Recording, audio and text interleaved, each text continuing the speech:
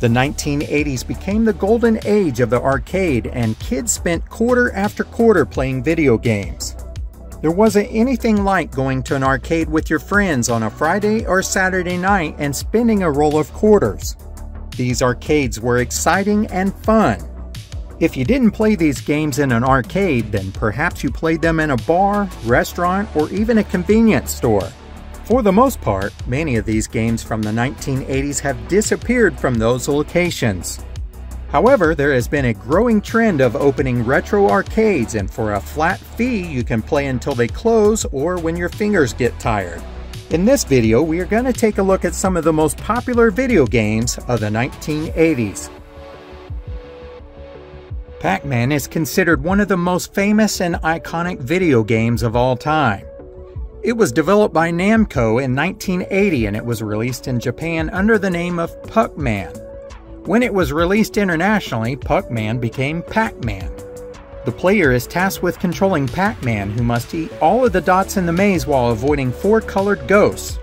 If PacMan eats one of the 4 flashing dots, he becomes energized, and the ghosts turn blue and he's able to eat them. The PacMan craze in the 1980s was real. There was all sorts of merchandise, from pencils, shirts, pins, folders, cartoons, and even a song. Some parents and even some cities became concerned that kids were spending too much time playing PacMan. They tried to restrict when these games could be played and how close they could be to schools. However, PacMan overcame these adversities and it is still going strong today. Galaga was developed by Namco in 1981, and it was a sequel to Galaga, which came out in 1979. A player starts out with 3 lives, and they must destroy Galagan ships in each stage while avoiding the enemies and their shots. If your spaceship gets abducted and you have 1 or 2 ships left to spare, you can rescue your ship by destroying the abductor enemy. This will allow you to have double the firepower. This video game is one of the most commercially successful games of the 1980s, and it spun off several sequels. Super Mario Bros. Was created and published by Nintendo in 1985 following the Mario Bros. Game in 1983.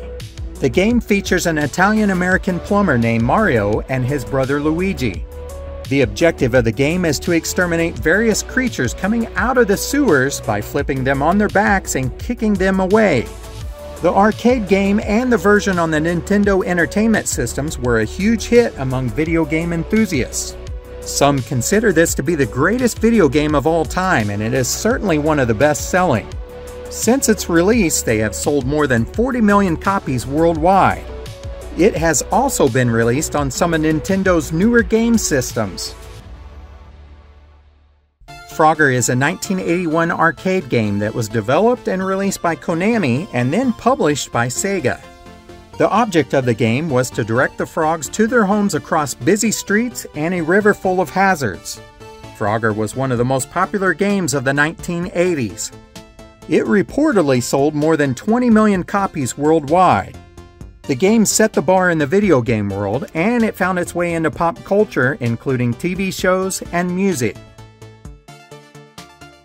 Donkey Kong was released by Nintendo in Japan in 1981. It's considered to be one of the most popular arcade games of all time. The object of the game was to maneuver a character named Jumpman, who we later found out was Mario, through a construction site. A player had to jump over and avoid obstacles in order to rescue the damsel in distress named Pauline, which we later found out was Peach. Nintendo has had a lot of success with both characters Donkey Kong and Mario from this game. Donkey Kong Jr. was one of the many sequels, and it was released in 1982. Centipede was released in 1980 by Atari Inc., and it became widely popular. It became one of the most commercially successful games of the 1980s. The player would use a rollerball on the console to control a moving shooter to fight off spiders, fleas, scorpions, and yes, centipedes. If the centipede was destroyed before reaching the bottom, then the player could move on to the next level. The game was so popular that it spun off a sequel named Millipede, and it was released in 1982. Miss Pac-Man was a sequel to the 1980 Maze Craze arcade game PacMan, and it was released in 1982. The objective of the game was pretty much the same as Pac-Man, but Miss Pac-Man wore a bow on her head and she went through different mazes. This game was also very popular and it continued the Pac-Man fever. Over 115,000 arcade cabinets were sold. Dig Dug was another popular game of the 1980s and it was released in 1982. The game was published by Namco and distributed by Atari.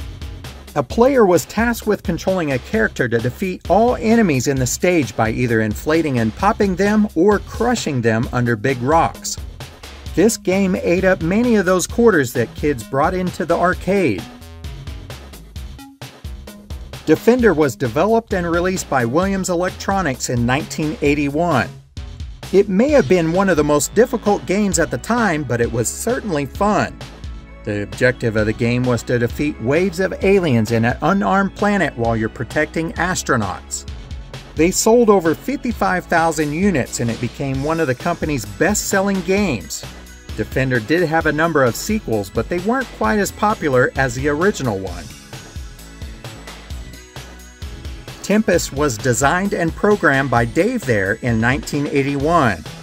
The game took place on a three-dimensional surface, but it sometimes wrapped into a tube. The player was tasked with controlling a claw-shaped blaster that moves along the edge of the playing field. This game was one of the first ones to use Atari's color quadrascan vector display technology, and it allowed players to choose their own starting level. Each level of the game had a different layout. It was certainly one of the most memorable games of the 1980s. The Star Wars game was released by Atari Inc. in 1983. It was based on the original Star Wars movie. Players would take control of Luke Skywalker's X-Wing fighter through different levels in a first-person point of view. This game did not require you to destroy every fighter in order to reach the next level. Instead, you had to survive a certain length of time avoiding enemies and their gunshots. The game itself featured voices from the movie, which included Luke Skywalker, Obi-Wan Kenobi, Darth Vader, Han Solo, R2-D2, and Chewbacca. Dragon's Lair is certainly not the most popular game on this list, but it is certainly well known for having superior graphics compared to other video games that were out at the time. It was made by Cinematronics in 1983. The game followed the adventures of Dirk the Knight, who was trying to rescue the princess from an evil dragon. This game has been on a number of platforms and it has had several sequels. It was also made into a TV and comic book series. Dragon's Lair is one of 3 video games that is housed at the Smithsonian Institution in Washington, D.C. Hubert was published and created by Gottlieb in North America in 1982. The goal of the game is to hop from one cube to another and change the color of every pyramid without falling off or getting caught by the bad guys. If Hubert was caught, then he would show a censored cuss word.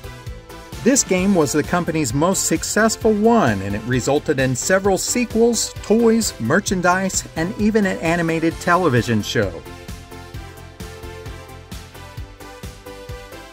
Paperboy was developed and released by Atari Games in 1985. The object of the game was to use a set of handlebars and a controller to deliver a fictional newspaper called the Daily Sun along a suburban street. Players could also vandalize non-subscribing homes and avoid hazards on the street. The game was lost if the Paperboy missed or damaged a subscriber's house. Zachsen was a video game that was developed and released by Sega in 1982. The objective of the game was to pilot a ship and hit as many targets as possible within a dangerous fortress while avoiding enemy shots or running out of fuel. This was the first video game to be advertised on TV with a commercial produced by Paramount Pictures for $150,000. 1942 was released in arcades in 1984 and it was made by a company called Capcom. It was set in the Pacific theater of World War II, and the goal was to reach Tokyo and destroy the entire Japanese air fleet. Ironically, it was created by Japanese developers. In 1985, it became one of the most successful arcade game units of the year. The game was so popular that several spin-offs were released, and you may remember one of them called 1943. Pole Position is a racing game that was released by Namco in 1982. It became the most popular arcade game in 1983 because a steering wheel was used to play it along with a gear shifter for high and low gears. Pole Position became the highest grossing arcade game in 1983 with 21,000 arcade machines sold. Rampage is a 1986 arcade game that was released by Bally Midway. Players would take control of a trio of monsters to try and survive against military forces. Each level was completed when a city was reduced to rubble. The game was so successful that it had several sequels, and it even appeared in a movie in 2018. This game is remembered by many people because it was different than any other game that has ever been released. Tron the video game was inspired by the Disney movie by the same name. It was released by Bally Midway in 1982. The New York Times reported that 800 arcade units were sold within its first year.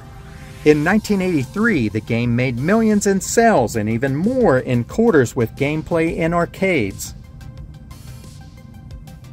I hope you enjoyed this little look into the most popular video games of the 1980s. There were certainly many more than we could cover in one video. Which of these games did you enjoy playing? Do you have any others that we didn't mention? Let us know in the comments below. As always, thank you so much for watching.